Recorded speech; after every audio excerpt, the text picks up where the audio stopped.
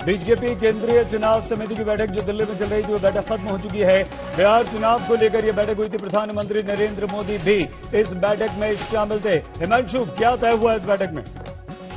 देखिए सईद, मैं आपको बता दूं कि लगभग 3 घंटे की मशक्कत के बाद बहुत सी सीटों पे जो है उम्मीदवारों का नाम जो है वो फाइनल हो गया है।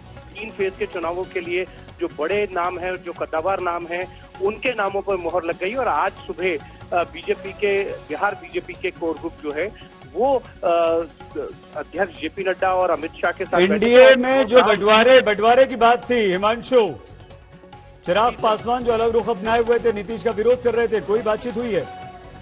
देखिए, बिल्कुल नीतीश का विरोध कर रहे थे और ये अनाउंस उन्होंने खुद कर दिया है एलजेपी की तरफ से, चिराग पासवान ने, कि वो अलग चुनाव लड़ेंगे और जेडीयू के खिलाफ जो है कौन कितने सीटों पर लड़ेगा? हिमांशु, सीटों के बंटवारे पर कोई बात हुई? सबसे बड़ी बात है, सीटों के बंटवारे को लेकर कल बात हुई थी जेडीयू और बीजेपी के बीच में। अब नए सिरे से बातचीत होगी क्योंकि एलजेपी जो है अब वो एनडीए से बाहर जा चुका है, तो उसके बाद एक नए समीकरण बनेंगे और बीजेपी को ज्यादा सीटें पर चुनाव लड़ने के लिए जो है वो मौका मिलेगा, क्योंकि जो एलजेपी लेकिन चिराग तो कह रहे हैं कि हम साथ में हैं और चुनाव के बाद हम बीजेपी के नेतृत्व में सरकार बनाएंगे। हिमांशु, देखिए, बिल्कुल वो ये कह रहे हैं कि हम बीजेपी के साथ हैं लेकिन जेडीयू के खिलाफ है। तो जेडीयू के खिलाफ है और बीजेपी के साथ है, तो इसका मतलब तो ये है कि वो फिलहाल एनडीए के साथ जाके बिहार में चुनाव नहीं लड़ रहे। अब जब चुनावों के नतीजे आएंगे और उसमें किस तरीके की परिस्थिति बनती है, एलजेपी की तरफ से ये पहले कहा गया है कि अगर स्थिति बनती है और बीजेपी अपना मुख्यमंत्री बनाएगी तो एलजेपी जो है उसको सपोर्ट करेगी। और उन्होंने अभी भी ये क्लियर कर दिया है कि गठबंधन हमेशा रहेगा।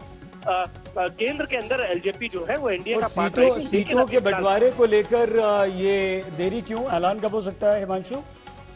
देखिए, सीटों के बंटवारे को लेकर देरी जो है वो इसलिए हो रही है क्योंकि एलजेपी अब जो है एनडीए से बाहर जा चुका है।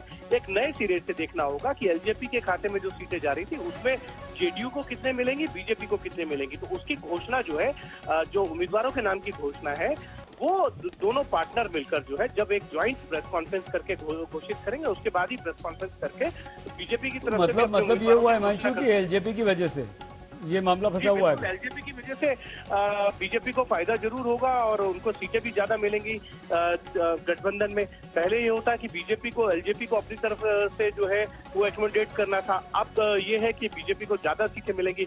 लेकिन फिर भी मैं बोलना चाहता हूँ सईद आपको। बोलिए। सही, सबसे बड़ी बात यह है कि जेडीयू का हमेशा ये कहना रहा है और वो हमेशा ये कहती रही है कि चाहे कितनी भी सीट हो, जेडीयू बीजेपी से ज्यादा सीटों पे चुनाव लड़ेगा। अब देखना यह है कितनी सीटों का अंतर है।